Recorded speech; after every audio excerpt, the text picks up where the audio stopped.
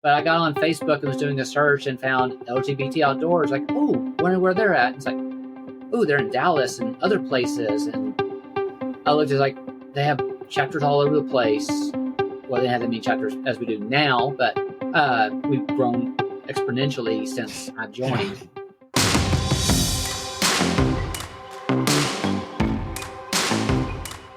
What do you do when you come out as LGBTQ and love the outdoors? What do you do when you see the outdoor space ruled by older white cis men and desire a diverse community of outdoor lovers?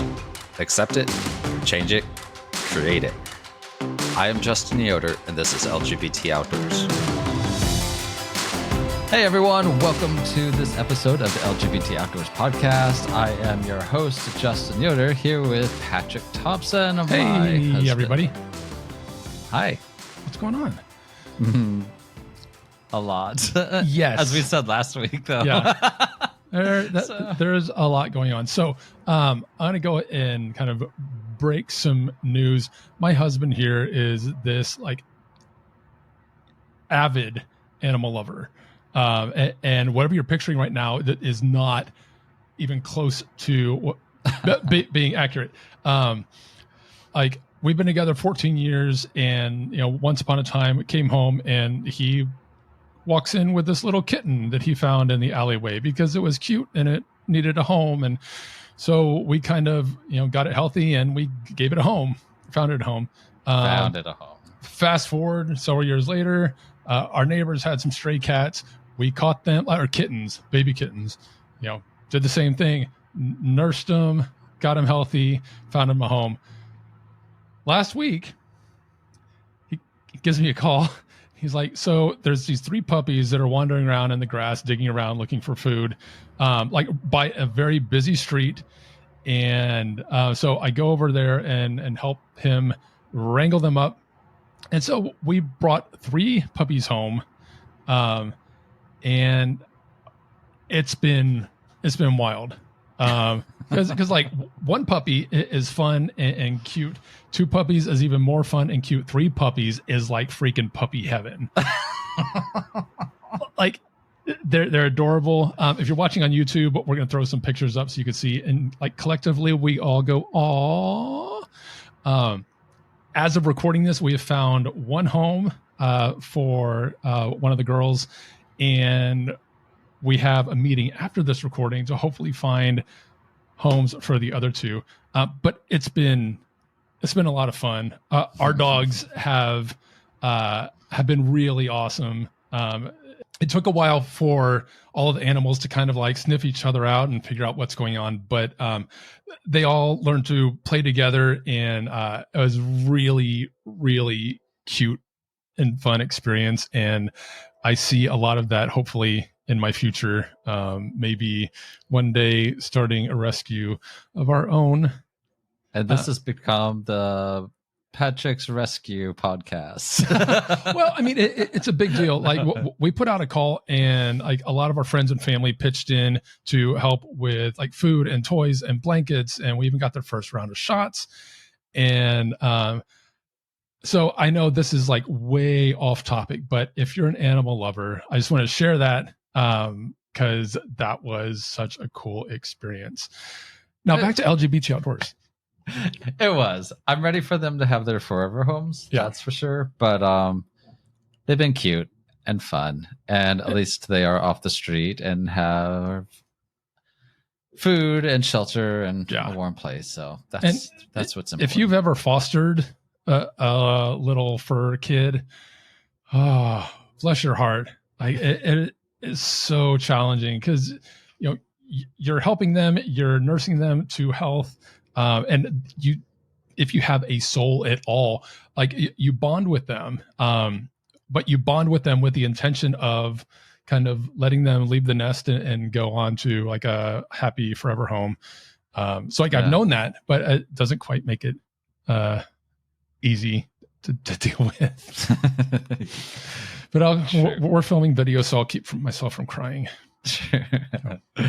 So one thing that you did mention that's new, that if people are listening for the first time, we do have video for our podcast now. So if you happen to be listening or watching on YouTube, you can see us now. So that's great. This is what we look like. This is this is what we look like. Surprise. Exactly. But yeah, moving on. Fun news: registration for our adventure trips, 2025 adventure trips, is up and open. We have 5 great trips that are lined up for 2025. We're doing Broken Bow fly fishing in May. Nice. We are doing the Grand Canyon National Park in April. Yep. Alaska in July. Can't wait. It's going to be incredible. We did Alaska this year as well, and just amazing, incredible trip. We're doing Glacier National Park in August, and then we have Smoky Mountain National Park in October. So if you want to sign up for all of those, or one of them, I guess you could just sign up for one, but or all of them, you can go to our website and sign up. You can get all the details. You can see an example of what the itinerary is going to look like.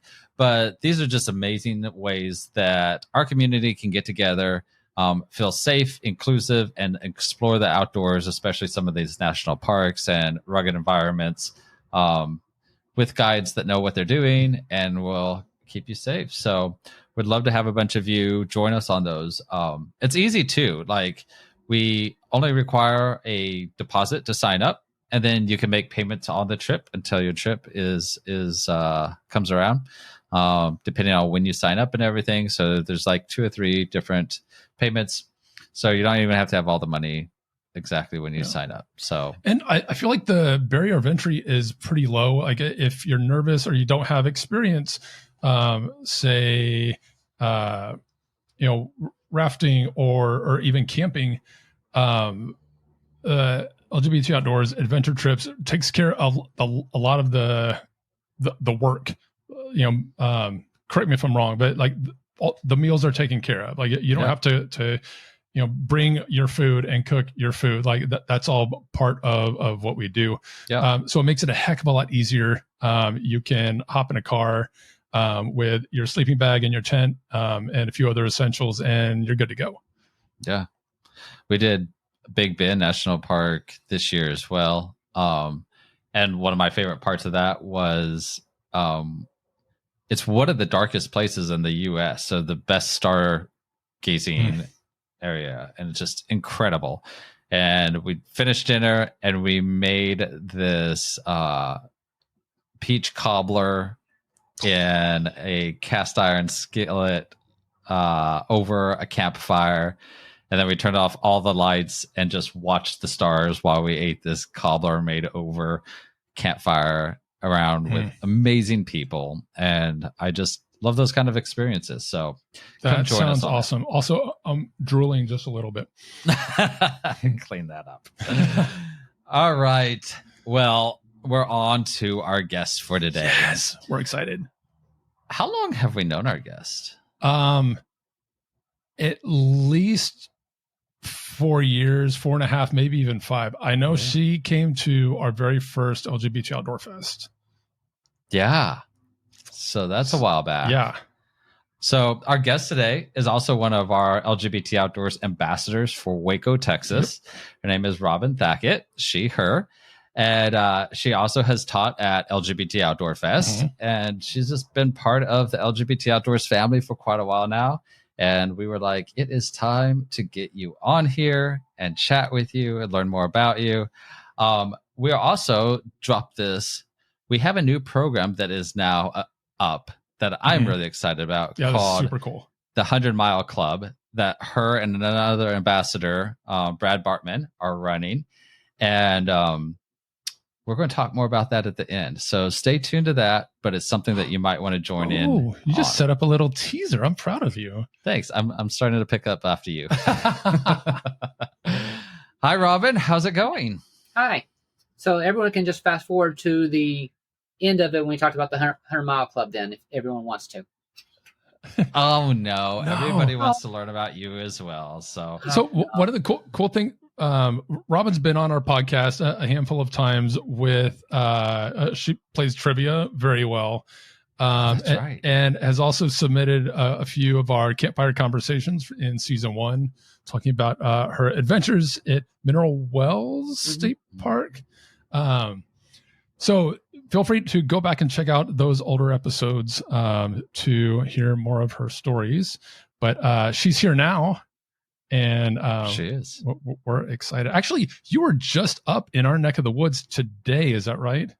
Yes, I was at another two ambassadors event up in Fort Worth. It was a wetland hike, and it was very, very good. We got to see birds, some buffaloes, prairie dogs, which were really, really cool, and got to meet a lot of people. It was wonderful. Nice. Awesome. Love that. That's like an hour and a half drive or so from Fort Worth to Waco, give or take? Yeah, it was about an hour and a half to get up there to it.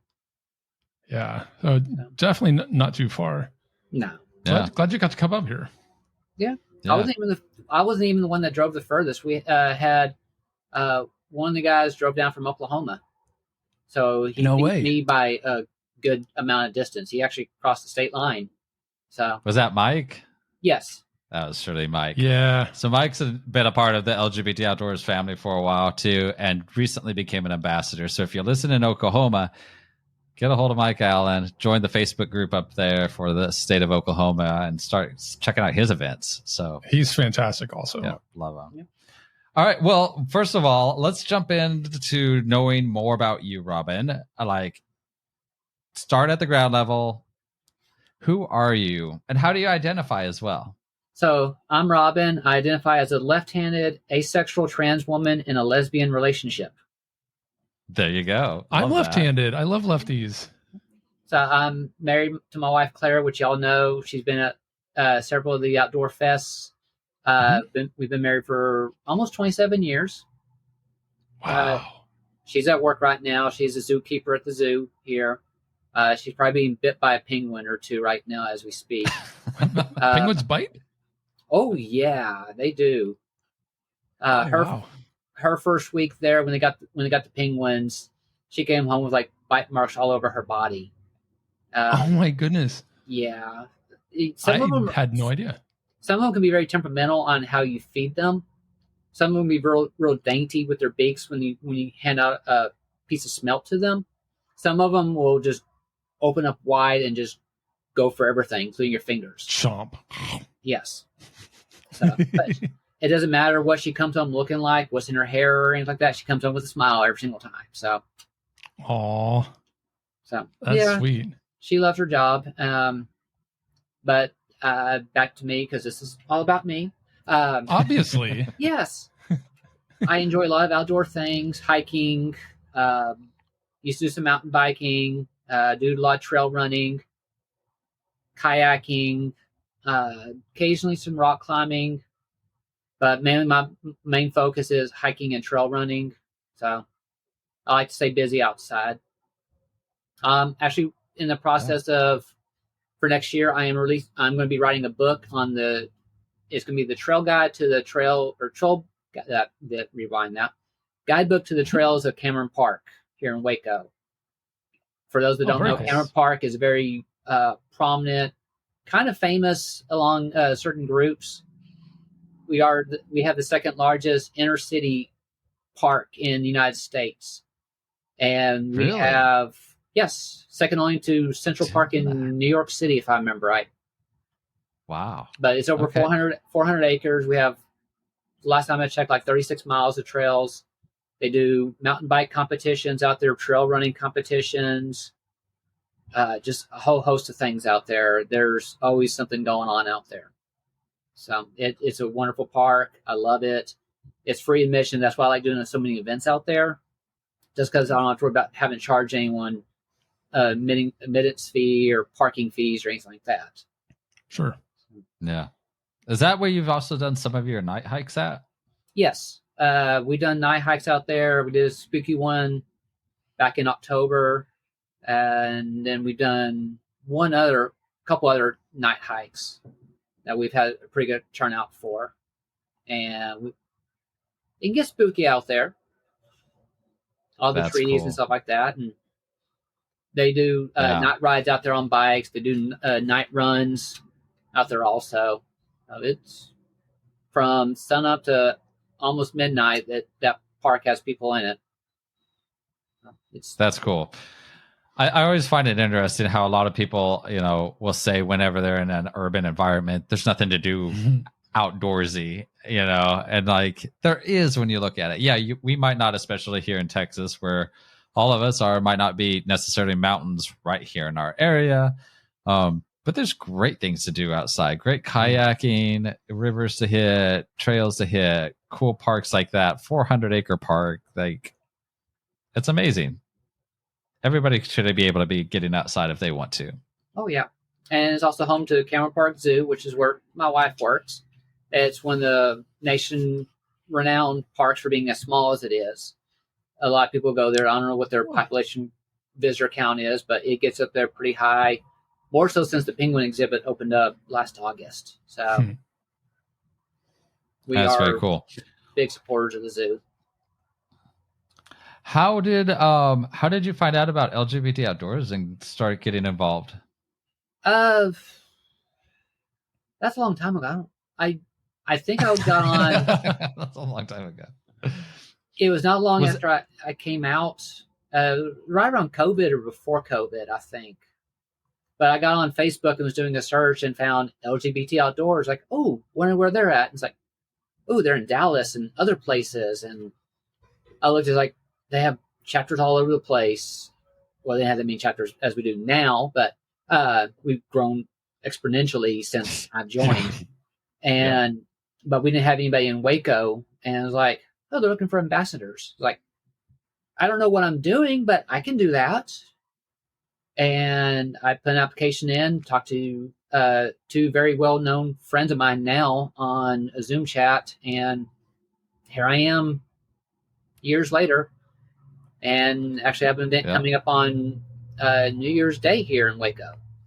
So lots That's right. And you've kicked off at least the last 2 years of being an ambassador the new year with doing a hike on New Year's Day. First time. And I thought the first time you did that, I was like, Robyn's lost her mind. Like, who's going to be, after being out probably late, who knows, partying, hungover, all the things, who's going to be getting up to go on hikes on New Year's Day? And I think every time you've made it a very successful event out of it. It's something actually, that... I'm sorry. There's another ambassador who's doing a first hike as well. I forget where. And I was like, he's copying Robyn. No, I'm kidding. There's two others. New Hampshire's doing one, I believe. And then our DFW ambassadors are doing one. They're doing theirs later on in the day, which I'm perfectly fine with because, yes, it is New Year's Day. Potential for some bad weather. It's a holiday. I mean, ours is 11 o'clock in the morning, so everyone should be a little bit awake after drinking the night before. And they're doing theirs at like 5 o'clock. And the great thing about Waco being in the center of Texas is I get people that drive up from Houston. I got people that drive down from Dallas, DFW area. And if there's another event that they're going to be closer to, by all means, sign up for the one you're closer to. I really would hate for something to happen. Just if the roads are bad, I really don't want people having to drive that far. So if there's something they're 20 miles from instead of 100 miles, go to the one that's 20 miles away. It just makes a lot more sense. Oh, yeah, absolutely. And just for people listening, if you don't live in Waco, you can still go to the events in Waco. If you don't live in Dallas, Fort Worth, you can still go there to any of the events. It's all open. We just had people travel from Texas to Northern California for events. Like we have an ambassador out there, Megan, and I forget I feel like there was a few people from Texas that went out there for one of her events. So you can find events all over the place and go make a little vacation out of it and hit up an event all across the country, even Alaska. So That's cool. Let's rewind a little bit because I love that we're talking about the ambassador program and we can dive into that a bit more. But what sparked your interest in the outdoors? And has that been something that's been a part of you since you were a child, or what did that look like? Growing up, my dad did a lot of hunting and fishing, mostly fishing, and he always dragged me along. And I liked fishing for like the first 30 minutes to an hour, and then I'd just put my fishing pole down and I'd go explore. And so just outdoors was always something for me. My great-grandparents had 100 acres over in East Texas that we used to go to all the time for family holidays or just a weekend. And I'd come in, say hi to the relatives, give them hugs, get kissed on the cheek by some aunt, and then I would just disappear in the woods for 4 hours. And I loved it. It was just a chance for me to be alone and go exploring and get into something that I didn't know anything about. Like out there on that property, there was a couple acres that my great grandfather said was haunted. And he said he refused to go down there. The dogs, he went hunting with, refused to go down there. And was like, oh, you mean that spot down there where I spent 30 minutes and had a great time? So, and where was this? Was this in Texas? Yes, East Texas, out towards a little town called Richland. I don't know if you know where it is. It's like in between like Corsicana and Mahia to a degree. Yeah. Okay. It's a little town. It's one of those you blink, you miss it passing through. But that was actually the first time I went camping was with my dad. We didn't have a tent, so we just cowboy camped in the back of his pickup truck while we were doing a trout line going for catfish at this little stock tank. And then my had a brother-in-law who loved the outdoors also. He was into the backpacking and camping and stuff like that. And he would drag me along, well, not really drag me along, but I would like, yes, let's go. So he's the one that actually got me hooked on Mineral Wells State Park, which is, I rave about that place so much that I don't talk about, so I don't want other people to go there. I don't want to get too busy and popular and stuff like that. But he took me hiking all the time, camping. That's when I got hooked into rock climbing one year. And from there, I had a friend in high school. We went camping all the time. After high school, I'd still come down to the Waco area, and we'd go camping all the time. Just is more relief stress, get shot in the neck, just have a good time away from other people, and just be a chance to unwind out in the country. So it was great. And then I picked up back into it after getting settled back in down in the Waco area, mountain biking and everything like that. I have goals that I want to do. I still want to do a hike through somewhere. I'm thinking Collegiate Loop awesome. Up in Colorado is my go-to one. I want to do my first one. And I just like the outdoors. I'd much rather be outside than cooped up inside. So, did you just say a shot in the neck though? Yeah, yes. Did you catch that too? I'm glad you didn't let that slide because I had questions. I have questions. Yes. So, yeah, it was probably like a year or so after high school. I came down. We were out camping out in the little area on some my friend's family's property, and I think it was springtime, and our campsite was being overrun by daddy long legs.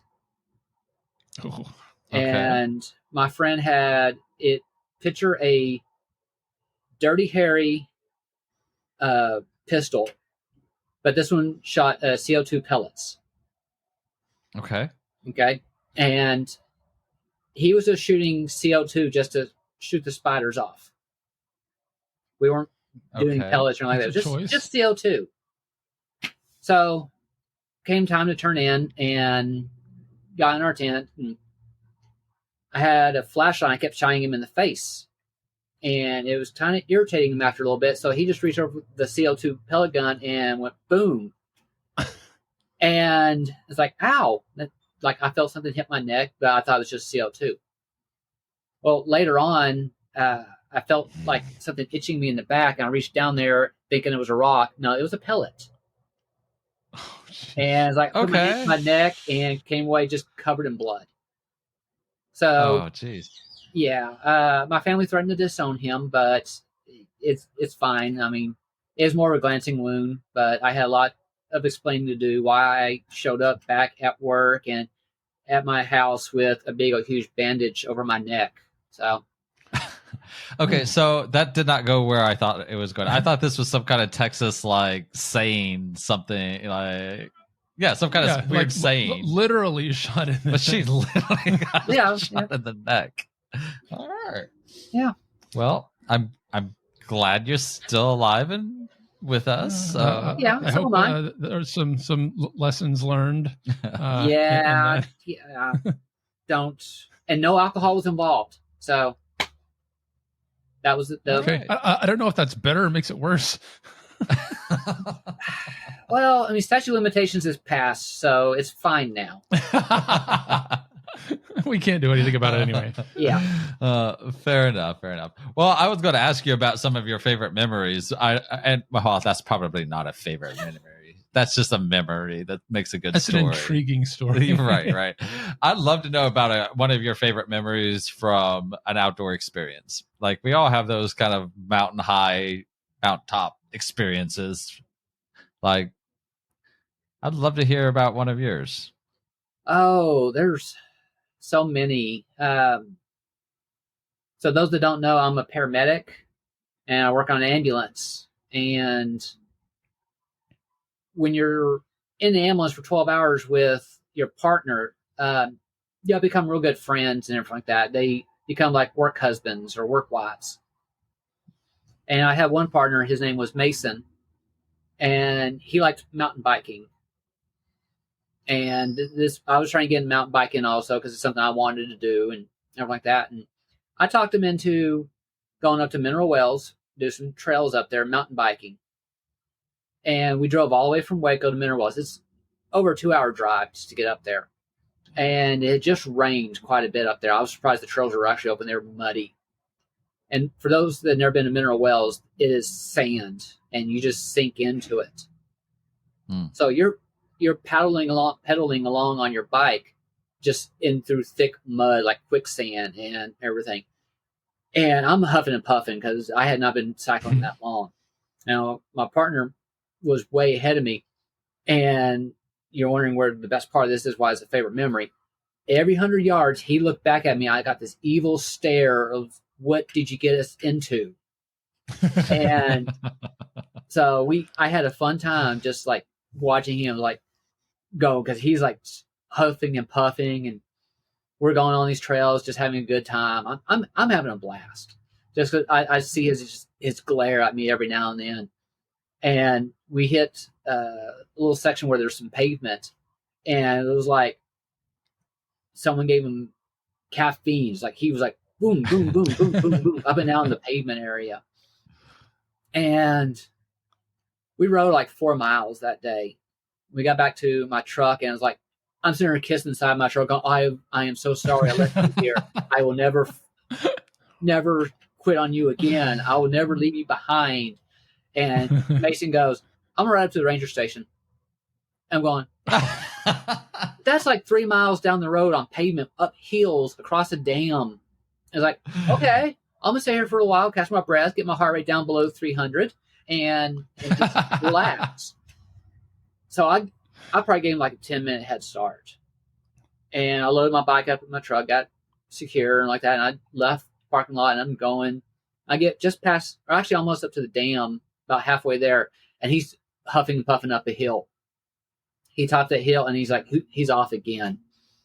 And I just passed him. And it was a good trip.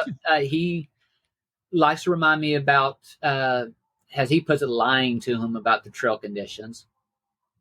I will say there's a really good place in Weatherford, Texas for barbecue called Hard 8. Real good place.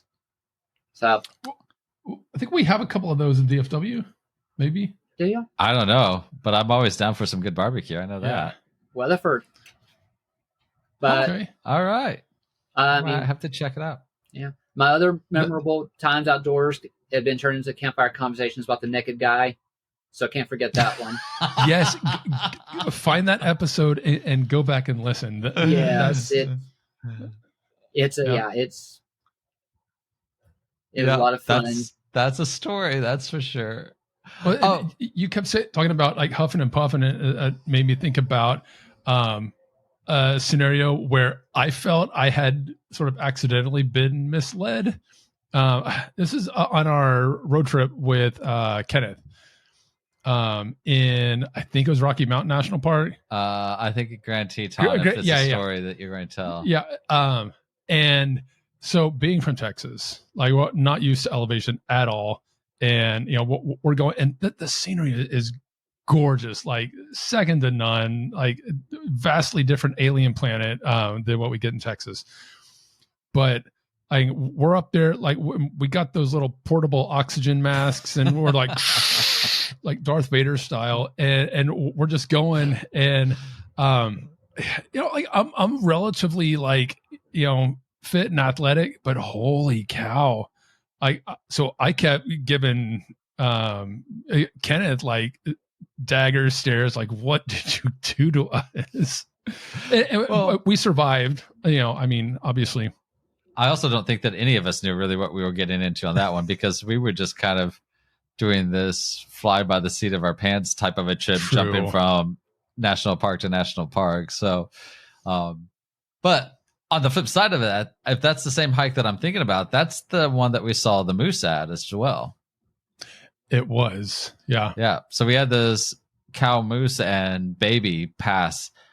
Man, it was so close. I would say maybe 20 yards in front of us at the most. Really cool. Very surreal. All right, let's talk about favorite moments with being an ambassador then. I know that you've done a lot of events, kayaking events, hiking, night hikes. I think you might have done climbing event maybe. But I'd love to know what one of your favorite experiences from being an ambassador would be. My favorite one is usually when I have an event and someone comes back for a second one. Because to me, that makes me feel like I've reached out to a person and got them into something. And it also lets me know that they like me. And they came back for a second time. So usually, when I do an event, and it doesn't matter what it is, when someone comes back a second or third time, it makes me feel real special that they are giving up their day, these hours to come do something that I'm leaning on. They're trusting me to take them out in the middle of nowhere and not leave them stranded and get them back to point A. And they have a time that they remember about it. And so that'd be the best time. Just nice. I mean, that's huge. And like I say this all the time on this podcast, like going up to meet up with a bunch of random strangers to go on a hike together, like, even though everybody's queer, like it's still, that is an act of bravery, like for a lot of people. Like it's not easy to go out and put yourself out there and just meet new people. And I'm celebrating the fact that you get into that, when somebody comes back, because that means that you have created like a welcoming, safe space where they felt comfortable, and they got something out of it, and they're coming back because they want more. So that means that whatever you're doing, like you're crushing it. So keep it up. Yeah. And that's such a huge part of what we do anyways. It's all about the community and building that community. So I love that. And I'm hoping that the Waco chapter just continues to grow. And I know it's a smaller-ish kind of town, but I think that there's such great opportunities there, and obviously some great parks and rivers to hit while you're out there. Share with everybody listening. Let's talk about the ambassador program. What does it mean to be an ambassador, and what does that look like? Being an ambassador is being a leader and being the first person to step forward when called to do something that for a lot of people can be scary. There's still a lot of places where being queer is hard, difficult, borderline illegal. And so to actually go out in public and risk exposure is a huge deal.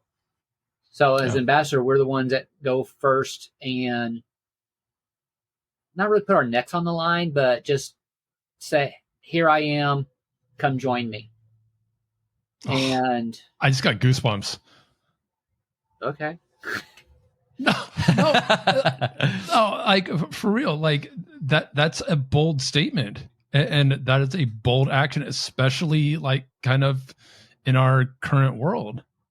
Like it's, you know, it's not a simplistic kind of thing. Like it's a very bold, deliberate choice that you and all of our ambassadors make to go out and, you know, be that leader and be that, you know, frontline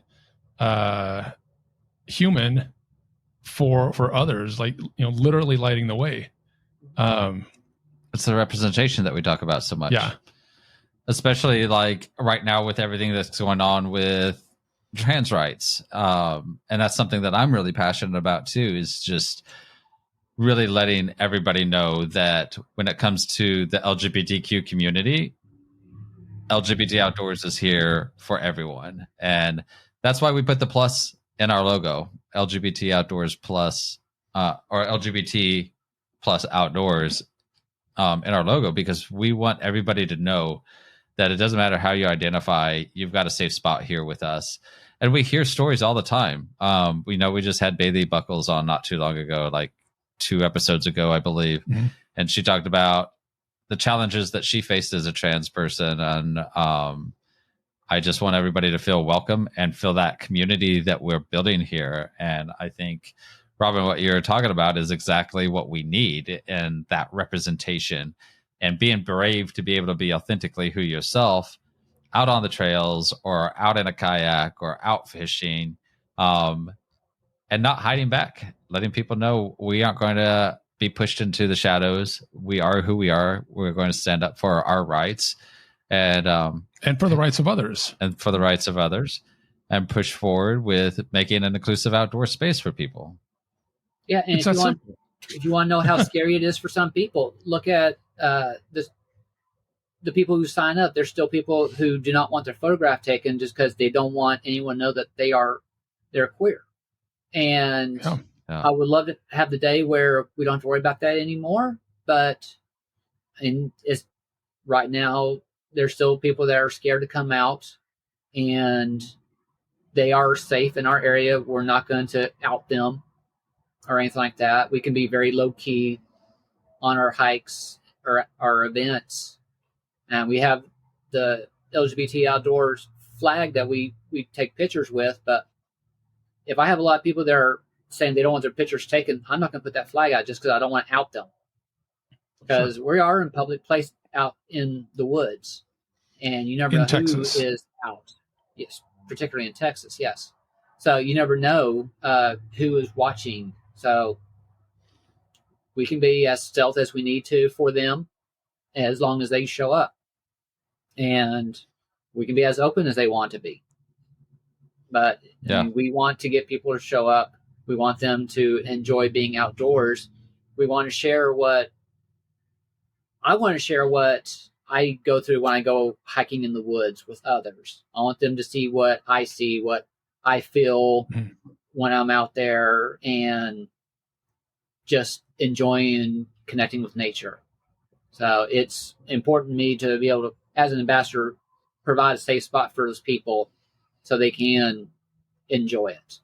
And I say my favorite time as an ambassador is when a person shows up for my second event. It's also special for me when I get a word from them a couple days after an event, and it's like, hey, I bought myself a kayak because of you.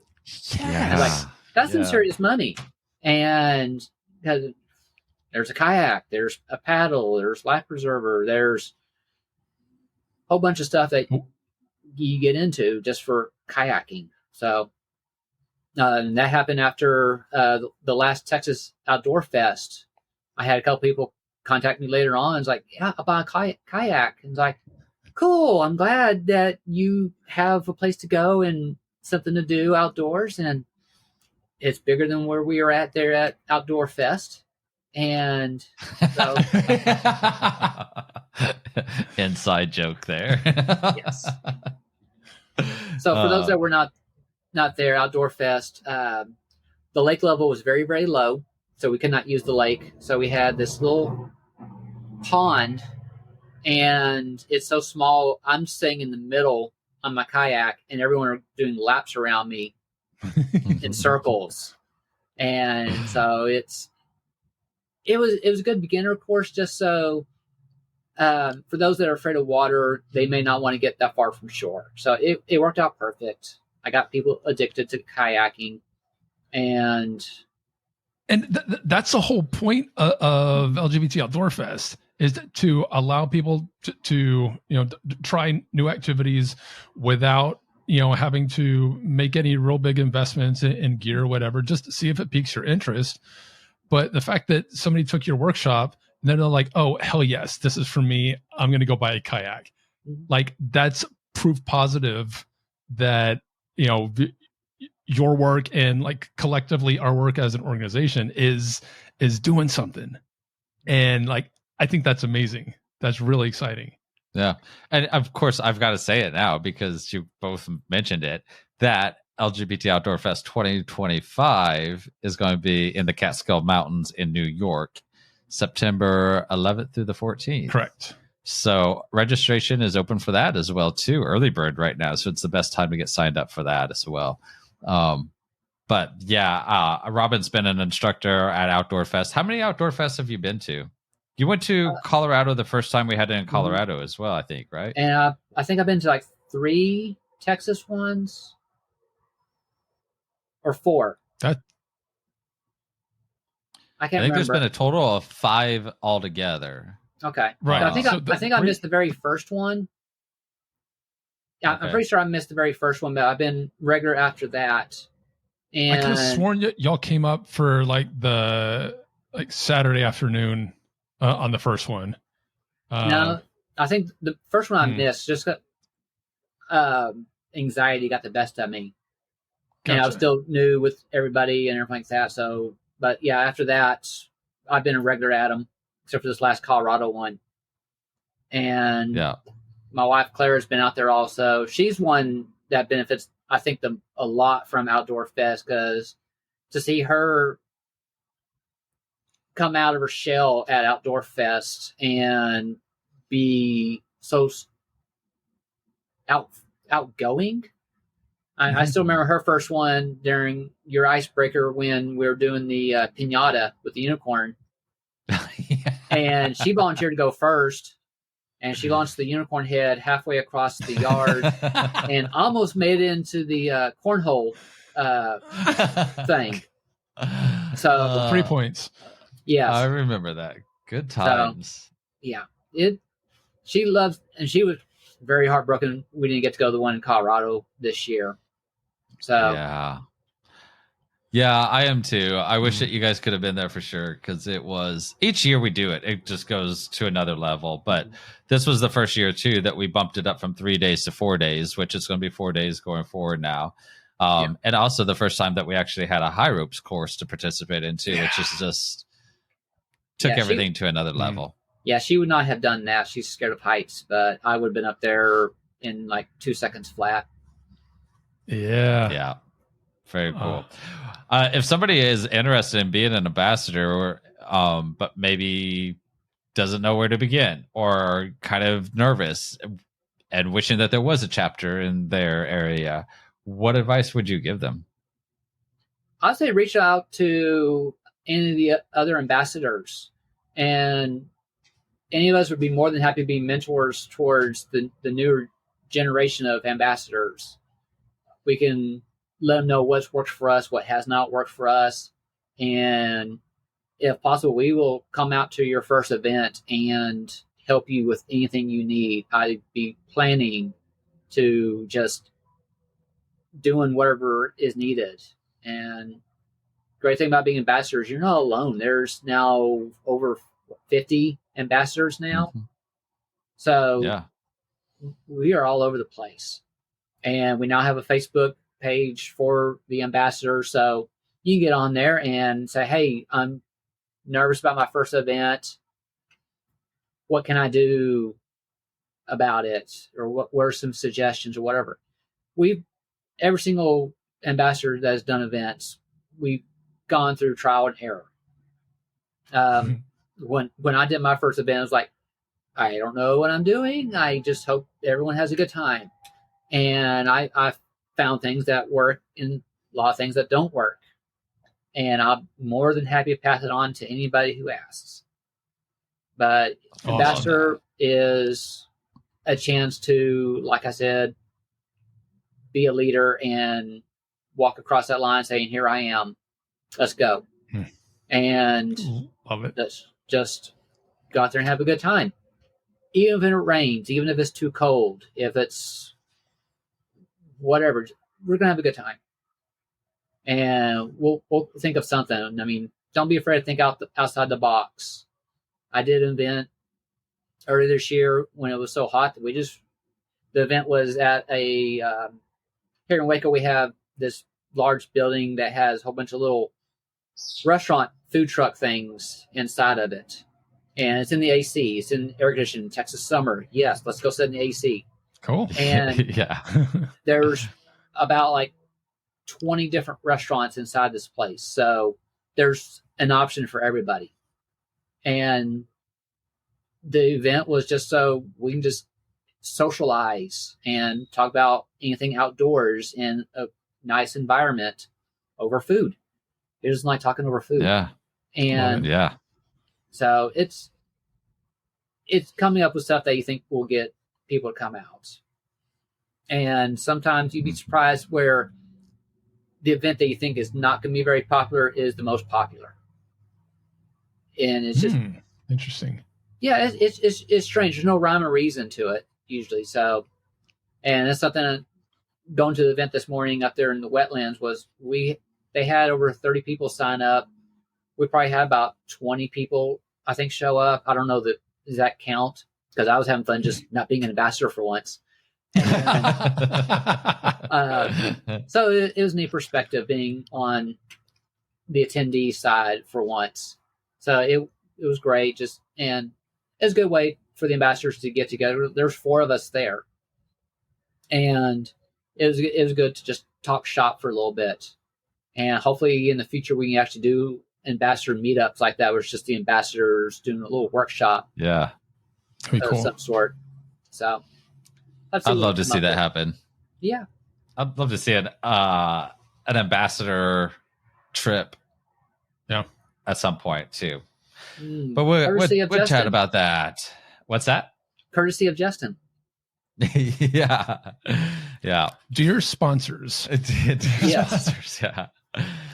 Speaking of, hang on. Are we moving ahead? No, go ahead. Okay. I said, speaking of sponsors, we do need to take a quick little break to show some love to the people who are loving on us with their sponsorships. So we'll be back here in a minute. At LGBT Outdoors, we're thrilled to have Montucky Cold Snacks back in our mission. Montucky supports our passion for making the outdoors a welcoming space for everyone, and they've been supporting nonprofits across our country since 2012. After an epic day on the trail, nothing beats a cold, snackable Montucky beer. So get outside, enjoy the adventure, do some good, and raise a Montucky to inclusivity and the great outdoors. Locust Yoga creates mats and towels designed to support your yoga practice and build meaningful connections. Their designs foster connection, bringing people together to create spaces and shared growth and understanding. They also focus on intentional community, providing tools to support your journey and mark meaningful moments with purpose. Find them on Instagram at locustyoga.shop or on the web at locustyoga.shop. And here's a deal just for you. For a limited time, buy any mat and get a free towel with code OUTDOORS. Locust Yoga, because yoga is more than a practice, it's a connection.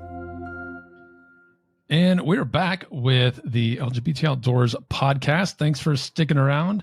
Now we're getting to the part that Justin so eloquently teased earlier at the top of the show. We've got a new project. It is called the 100 Mile Club, and we're really, really excited about this at LGBT Outdoors. We just launched at the start of the new year, and we're going to tell you all about it. And so he looks at me. Yes. All right. Well, I will just do the same thing, and then I'm going to look at Robyn. But no, basically the 100 Mile Club is a new club within LGBT Outdoors. There's a small fee that you pay to sign up for it that helps also fund LGBT Outdoors. So that's an added bonus. But it's a great way for our community to connect through challenges and getting outside. And so when you sign up, you get a free t-shirt. And then for every 100 miles that you complete, you basically get a coin. And it's a great way to be able to track what we're doing. But Robyn and one of our other ambassadors, Brad Bartman up in Michigan, are going to be running this club. So Robyn, I would love to hear from you about kind of the 100 Mile Club and how you see it going and kind of maybe your hopes with it. The 100 Mile Club is going to be an opportunity to see what other people are doing through the app called Strava. We have a club that's already on Strava. We already have 40 members on there. And this gets you a chance to put a little bit of competition into your activities. And so you can see what the other person that you're competing against is doing and try to do a little bit better than them. And we're going to have open grounds on how you want to do your activities, on which ones. If you want to do cycling, kayaking, running, hiking, it's going to be open to a lot of those. And it's a competition, but not a competition. It's going to be competition with others if you want to beat them. If not, it's fine. You can go at your own pace, and you can just set your goal for however long you want to and go for it. And that way you don't have to worry. You don't feel rushed because there's going to be people all across the United States and Canada. And if you're under the weather, if you're up north and you got feet of snow and you can't go out and do any hiking or anything like that, that's going to give an unfair advantage to people down in the south that are in 80-degree winters, like Texas. And so there's going to be open for the time span, and you got time to do the first 100 miles, and it's not something that has to be done in the first week. And we also want to put to where if you do get something out of this, even if you don't complete, say you get injured at later on and you can't complete it, you still have time to do as much as you can. It's not. Is there a time limit that they have to complete the first 100 miles before they go on, or it's just an open time span? We like it for like a year, but we're going to understand if people can't get it done in a year. I know during COVID, there was a lot of virtual races that people were doing, and it was just basically get, I think Claire and I were on one that was 500 miles, and you could adjust the time on it, and we got her medals for it. She got hers a lot faster because she walks all the time at the zoo. She can put in 4 or 5 miles a day at the zoo. So she got there within like no time, and it took me quite a bit longer. Yeah. And we got a nice medal out of it, and she loves it. But what we want to do is we don't want to make it where someone feels like they have to go out and do this immediately. And last thing we want to do is someone to get injured or lost in the woods or something like that trying to get their miles in. And we also don't want people to resort to cheating, like driving around in a car. So, there's going to be a lot of that kind of defeats the purpose. Yeah. I mean, we wanted to open up and make people get outdoors and give them a reason to without putting too much stress on them. And that's just what we're going with this. And a lot of it's still going to be fluid on everything. So I think it's going to be a good program once we get up and going and get it settled down and get the kinks worked out of it. So I'm looking forward to it. I feel like if you're tracking your adventures, say, from January to December, I bet you'd be really surprised how much ground you would cover. I think even without thinking about it, you'd easily cover 100 miles. Speaking of 100 miles, a little detour. Sorry, this is how my brain works. Back during the pandemic, we did LGBT Outdoors live, and he's been on our podcast. Jeffrey Binney is an ultra marathon runner. Ultra marathons, in his scenario, are literally 100-mile like foot race over the course. I forget how long it is. But he's got some stories. He's actually got like a documentary about his experience. You don't have to do that. What was my point? And that's awesome for him and for a lot of people. But if you're doing, like 5 miles over the course of a week, I can't math right now. That's a lot of miles. There's 52 weeks in a year. If you do 2 miles a week, that'll get you 104 miles easily. So there's a lot of people that walk 2 miles a day at work, and you don't even realize it. So you start tracking it, and suddenly you put a lot of miles behind you. And I think that's pretty darn cool. Not only for health purposes, mental health purposes, but just being outside, and unplugging, and whether it's kayaking. Like kayaking sounds like a really great way to get some miles, like very low impact. But and just seeing what other people are doing too, and friendly competition, but realistically, like it's you versus you. I think you get to challenge yourself, and go after whatever goals that you want to set. So basically the way that it works then would be anybody that's interested, go to the website, go to the 100-mile club. You can sign up there, and then Robyn or Brad would be in touch with you to be able to help you and encourage you, make sure you have everything you need. Once you register, you would get a t-shirt, which is cool. And then when you complete your first 100 miles, you would get your first 100-mile coin. Mm-hmm. But you also need to sign up for Strava. And whether you decide to join the club or not, you can still sign up for Strava. And which Strava, if you are listening,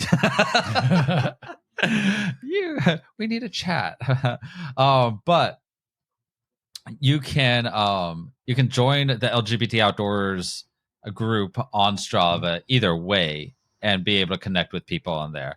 And it's fun too, because like they do their tracking for I think LGBT Outdoors and Pride Month. Robyn, you can tell me more about the progressive flag colors and stuff. So I like that. That's fun too.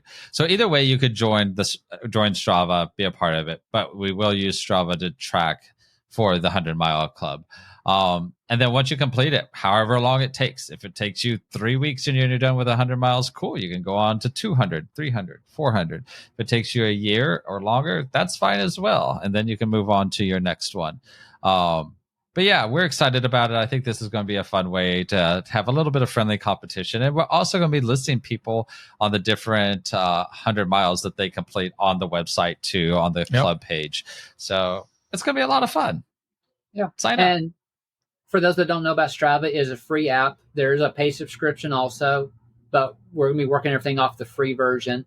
And you don't need any special equipment. You can run Strava off your phone. which is great. And you do it off of there. If you want to do it off of Garmin watches, a lot of those you can do on Strava on those. But all you need is your phone. You don't need any special equipment other than what you'd be doing anyway if you're out doing these miles. So nothing really needed that's out of the ordinary that's stopping someone from doing it.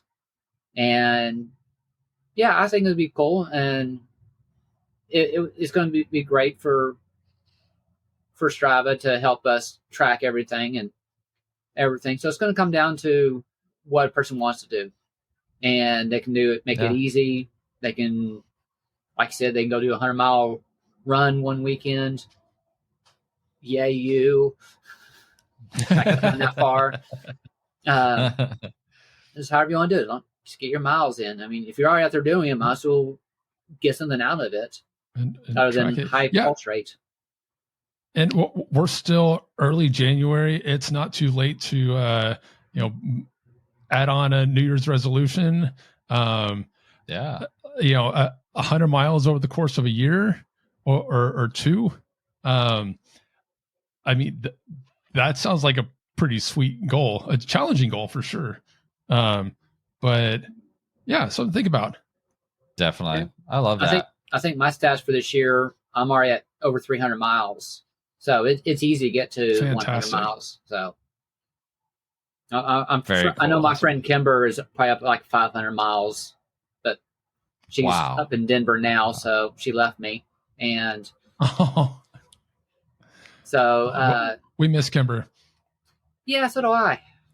She keeps messaging me all the time, and so I thought I'd give her a shout out during this podcast to embarrass her some. So, well, Kimber, you need to get involved with our Colorado chapter because that's one of our stronger chapters. So that's cool. She's lots of people up there. Yeah, yeah. Do you have any final thoughts, questions, Patrick, for Robyn?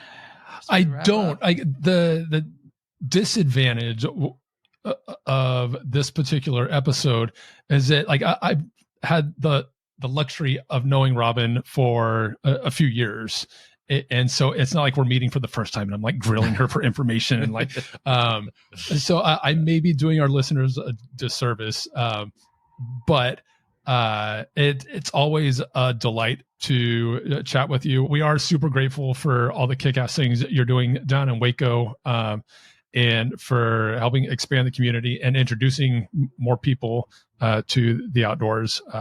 It's just incredible. So thank you. Thank you for putting this organization together. I mean, I don't know where I would be in the community if I didn't know about this group. And it's been something that's helped me a lot through some dark times, and it's helped other people that I know of. So I'm grateful to you two for starting it up. And yeah, it's hard putting words on what y'all two mean to me for doing this and trusting me to lead people into the wilderness and bring back the same number of people I took out in the first place.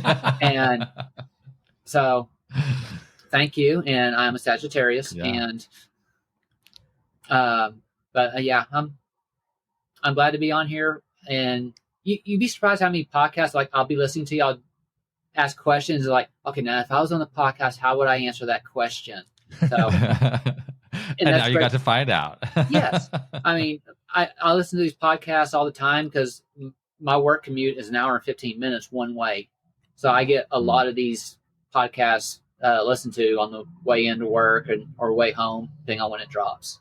So, yay. Yeah. Awesome. Love that. Where can people learn more about you and follow you? So, my main one is Facebook through the LGBT Outdoors Texas chapter page. I'm also on Instagram as Robyn Roams Outdoors. That's my main Instagram. I do have a couple other ones but the Robyn Roams Outdoors is my main active one. So, okay, that's it. I try to stay off social media as much as I can. Yeah, right. Smart. And if you're in Texas and you want to join the Texas Facebook group, you can just search LGBT Outdoors Texas, or you can go fb.com/groups/ LGBT Outdoors TX. Bingo. And that will get you into the group as well and can connect with Robyn and a lot of other cool people there. Yeah. So, Robyn, I would just want to thank you for taking time out of your day and joining us and sharing your passion for the outdoors, for being an ambassador, and for helping head up this new 100 Mile Club. And you're a rock star, and we're glad you're part of the LGBT Outdoors family. Well, thank you very much. I've had a lot of time. I've had a lot of fun being on here. So, I'll have to do it again. I'll see if I can come up with some more campfire conversations. Yeah, to read awesome. about. That would be awesome. All right, everyone. Thank you for tuning in this week for our LGBT Outdoors podcast. We hope that you enjoyed it. Remember to go check out the 100 Mile Club on our website, as well as the Trailblazer Society.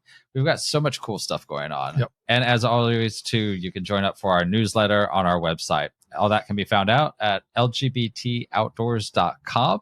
And until next time, get out there. Thanks for tuning in to this episode of the LGBT Outdoors podcast. You can catch up on past episodes on your favorite podcast streaming platforms. Stay connected with us on Instagram at LGBT Outdoors and join our vibrant community at facebook.com/groups/LGBT Outdoors. Support our mission to promote LGBTQ+ inclusion in the outdoors by becoming a member of the Trailblazer Society at lgbtoutdoors.com/trailblazers. For more information about LGBT Outdoors, LGBT Outdoor Fest, local chapters, adventure trips, or to sign up for our newsletter, head to lgbtoutdoors.com. If you're enjoying the episode, don't forget to rate, review, and follow us. Your support makes a difference.